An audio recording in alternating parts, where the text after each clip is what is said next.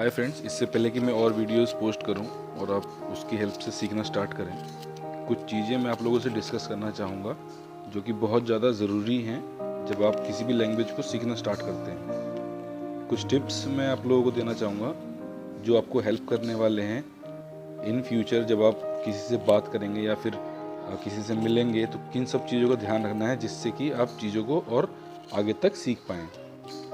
मेरा पर्पस इस वीडियो के माध्यम से ये होगा कि आपके अंदर एक कॉन्फिडेंस बिल्डअप किया जाए जिससे कि आपको अपने पे बिलीव हो और आप चीज़ों को बोल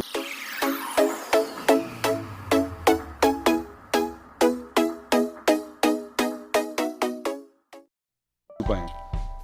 बेसिकली जो लैंग्वेज है ये हमारी नहीं है, ये बाहर की है।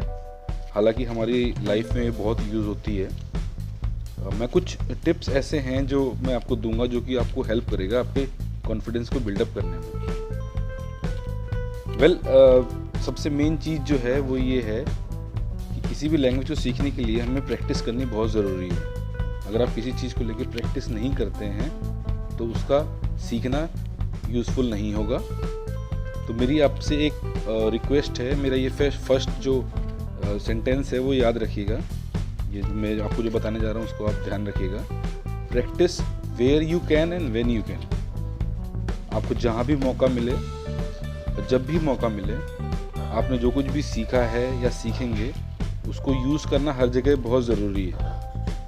एक छोटा सा एग्जांपल देता हूँ। जब आप इंग्लिश के सेंटेंसेस का या फिर वर्ड्स का यूज़ करते हो तो बहुत बार ऐसा होता है कि लोगों को उसका मतलब नहीं पता होता है लेकिन फिर भी वो उसे बोलते हैं। इन द सेम केस, जैसे छोटे बच्चे जो होते हैं वो भी ऐसा ही करते हैं। जब भी किसी चीज़ को सुनते हैं वो उस चीज़ को बोलते हैं। बेसिक जो चीज़ यहाँ पर ये है कि मैं आप सभी से चाहता हूँ कि आप जो कुछ भी हमारे इस वीडियो के माध्यम से सीखें उसको आप अपनी प्रैक्टिकल लाइफ में उसको यूज़ करें। वो बहुत ज़रूरी है जब भी हम किसी लैंग्वेज को सीखना चाहते हैं। सेकेंड पॉइंट पे मैं आना चाहूँगा। It is very important to build your confidence. आपका जो कॉन्फिडेंस बिल्डअप होना बहुत ज़रूरी है। बट ये जो कॉन्फिडेंस है ये आएगा कहाँ से? कॉन्फिडेंस इज़ नॉट समथिंग कि आप कहीं से खरीद सकते हैं उसको या कहीं से लेके आ सकते हैं। कॉन्फिडेंस आता है आपके अंदर, अगर नॉलेज हो तो आपके अंदर कॉन्फिडेंस रहेगा। अगर आपको किसी चीज़ का पता हो तो आपको रहेगा। अगर आपने किसी चीज़ पे मेहनत की हो तो आपको पता रहेगा। अगर चीज़ आप जानते होंगे, एट दैट सेम टाइम आप चीज़ों को बोल पाएंगे। तो कॉन्फिडेंस कुछ ऐसा नहीं है कि कुछ मार्केट में गए और वहाँ से लेके आ गए और हमने खा लिया, हमारे अंदर कॉन्फिडेंस आ गया। हमें सिर्फ इतना करना है कि हम जो कुछ भी सीख रहे हैं उसे प्रैक्टिकली यूज़ कर रहे हो।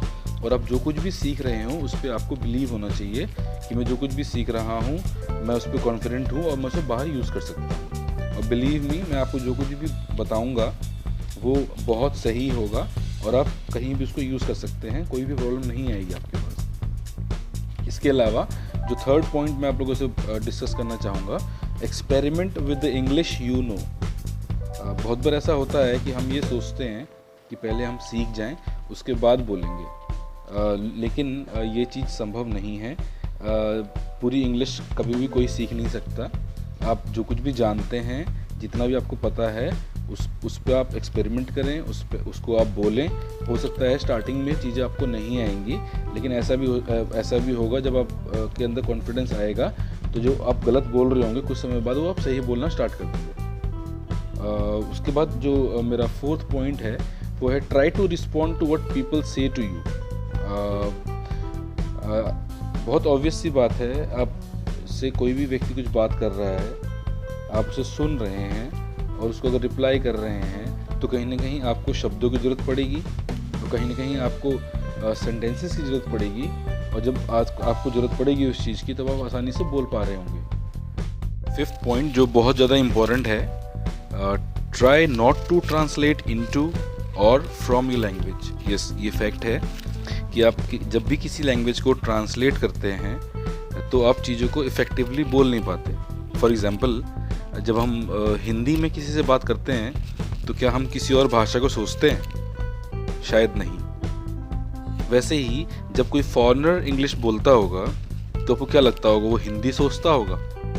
लेकिन हम क्या करते हैं, जब भी किसी व्यक्ति से इंग्लिश में बात कर रहे होते हैं तो हम हिंदी में उसको ट्रांसलेट कर रहे होते हैं, जो कि हमें नहीं करना है। वो कैसे नहीं करना है, जब आगे की मेरी वीडियोस आएंगी उसमें मैं आपको बताऊंगा कि हम किस तरह से अपनी ही लैंग्वेज को किस तरह से जो भी हम बोले हैं उसके जो थॉट्स हैं, उसके जो विचार हैं, वो हमें उसी भाषा में आ रहे हैं। 6 पॉइंट जो है, डोंट स्पीक टू फास्ट। बहुत सारे लोग ऐसे हैं जब उन्हें इंग्लिश आ जाती है तो वो कोशिश करते हैं कि मैं बहुत तेज़ बोलूं, बहुत फास्ट बोलूं। बट कम्युनिकेशन का मतलब ये नहीं है कि आप फास्ट बोलें चीज़ों को। कम्युनिकेशन का मतलब ये है कि सामने वाला व्यक्ति जो है वो आपकी बातों को समझ पा रहा हो, राइट।